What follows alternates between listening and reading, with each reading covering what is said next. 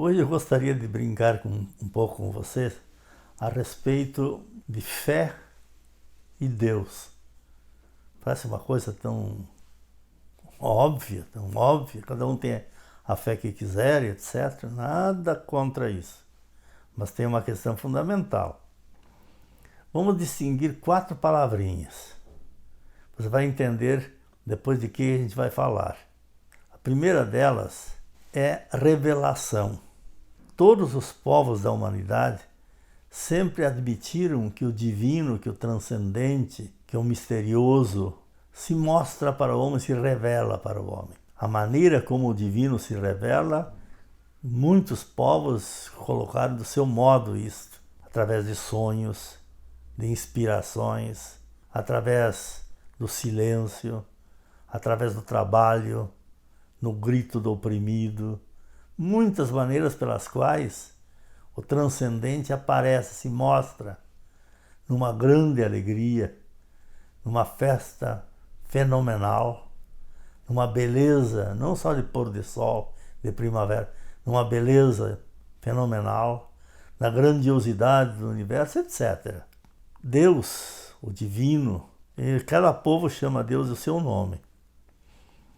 O Criador, o dador da vida, esse Deus se revela ao homem de todos os modos que o homem pensar. O homem o encontra em tudo que ele fizer. Como é que Deus se revela ao homem? Ele não tem um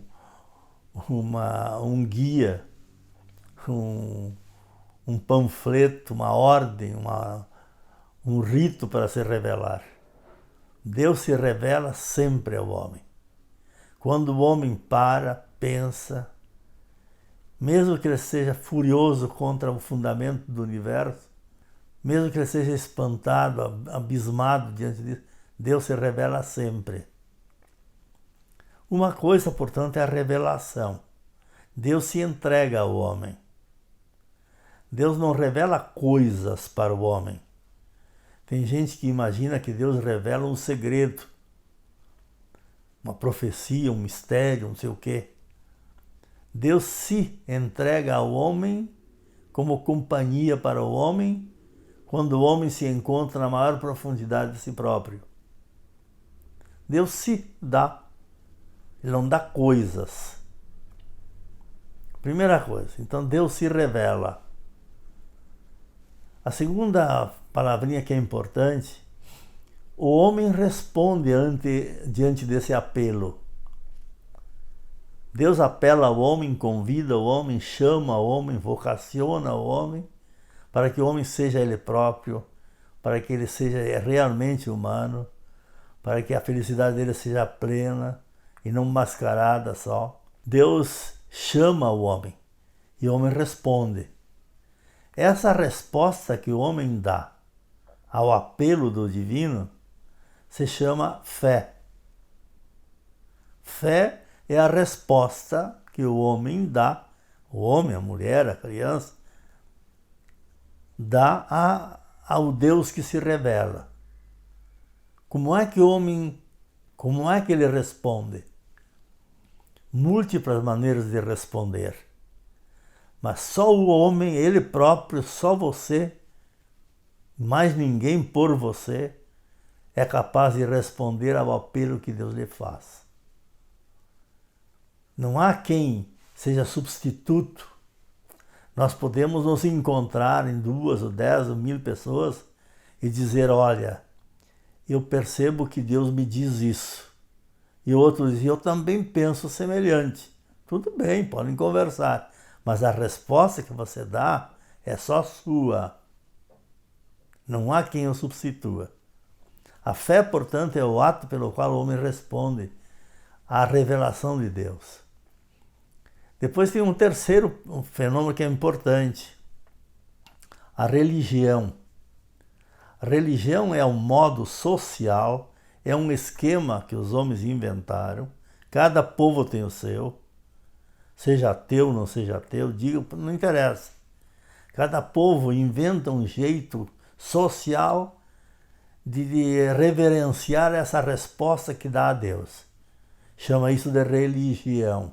Religião é uma instituição social que tem normas, que tem séquitos, que tem sacerdotes, que tem rito, tudo. Cada religião tem seus mitos e seus ritos e celebra a fé comunitariamente ou não, mas celebra em conjunto.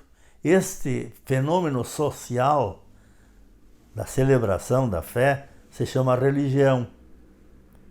O que interessa é a fé e não a religião só.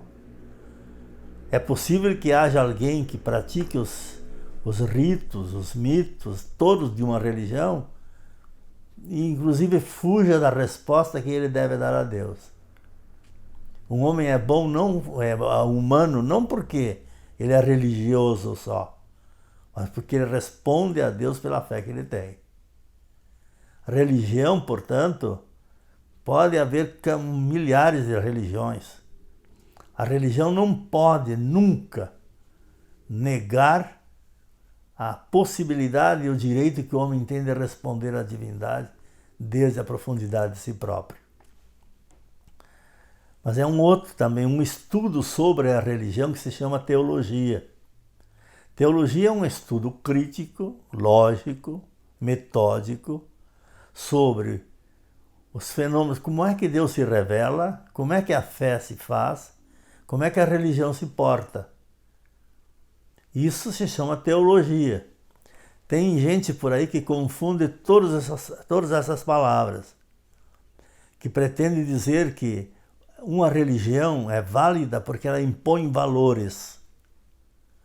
Os valores nascem da fé pela qual eu respondo a Deus e pela qual eu localizo todas as pessoas, as coisas do universo dentro dessa resposta. O valor não deve se impor sobre uma pessoa. A religião é um ato de participação social apenas. A religião pode ser um bom caminho que me induza, que me provoque, que me chame para que eu tenha a minha fé em profundidade. Mas a religião não substitui a fé. Eu acho que isso é interessante para perceber hoje como muitos políticos vão usar da religião como se ela fosse alguma coisa necessária.